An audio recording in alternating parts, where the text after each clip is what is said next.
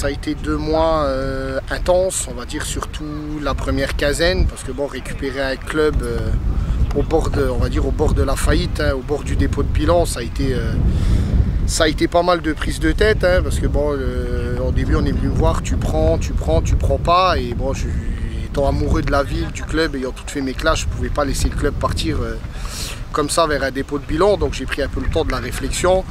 Heureusement que ce qui fait que je travaille dans le milieu automobile, donc ça m'a fait construire énormément de relations avec des partenaires qui m'ont suivi dans le projet, et une fois que j'ai eu plusieurs accords au niveau sponsoring, bah, du coup on pouvait sortir la tête de l'eau. Donc j'ai rencontré la mairie avec M. Munier, maire, et Arnaud Zimonski, l'adjoint au sport, qui m'ont fait une totale confiance au projet.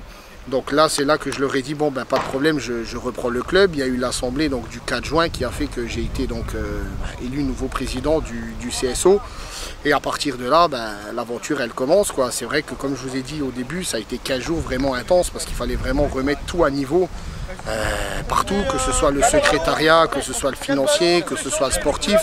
Le club, il était à la déroute à tous les niveaux. Alors quand j'entends des choses qu'ils disent qu'ils je sais pas comment dire, qu'ils ont fait des bilans positifs, etc. C'est pas possible, puisque je récupère une dette des licences depuis 2 ans qui n'a pas été payée, et on a dû la payer avant le 29 juin, sinon le club prenait 5 points de pénalité, donc du coup on redescendait en R1. Donc ça, plus le rattrapage des cartons de la Ligue qu'on a eu, plus toutes les choses qui se sont accumulées. Du coup, en gros, j'avais même pas commencé qu'on a dû débourser presque 50 000 € qui n'étaient pas prévus à la base. Mais c'est pas grave, on a retrouvé entre-temps d'autres sponsors qui nous ont fait confiance, notamment dans l'automobile. Et je pense au groupe S, hein, que je remercie avec la concession Nissan, tous mes partenaires, Full Auto, MC Auto, Rétro Partner, de toute façon Yannick Sivre qui nous fournit le pain toute l'année pour la buvette, et j'en passe. Hein, je les remercie tous pour la confiance qu'ils ont accordée au projet. Donc le club maintenant il est debout, on est là, on a fait 3 matchs de préparation avec l'équipe première. Beaucoup de monde nous voyait enterrer, mais on a répondu présent, on fait 3 victoires sur 3 matchs, on marque 11 buts et on n'en prend que 1, donc je veux dire un bilan plus que positif, avec un effectif remanié à 70%, donc 8 à 9 départs, 19 arrivées, un nouveau coach avec Didier et Jérôme, donc un binôme. Donc je veux dire, c'est un début de saison inespéré, à hauteur de nos attentes. Après pareil, le groupe des féminines qui était en place bien sûr par Adeline Janella, hein, qui est la vice-présidente et qui a fait du très bon boulot jusqu'à maintenant avec David Régis et Sully. Pareil, ils jouent contre le Racing Club Pro, victoire. Donc je veux dire, le club il revit, quoi. Tout le monde ne nous voyait pas au niveau là où on est, maintenant on y est. À nous de continuer.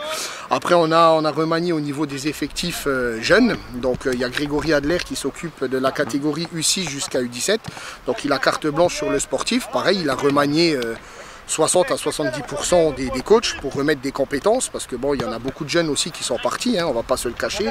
On a eu beaucoup d'arrivées, maintenant on joue la carte de la stabilité. Voilà ce que je peux dire du bilan depuis 2 mois, et après je souhaite que l'équipe première se maintienne le plus vite possible. Le titre pour les féminines, qu'on puisse accéder à la D3 et qu'on maintienne toutes nos équipes de jeunes, et puis que le CSOA revive et qu'il retrouve ses valeurs d'avant.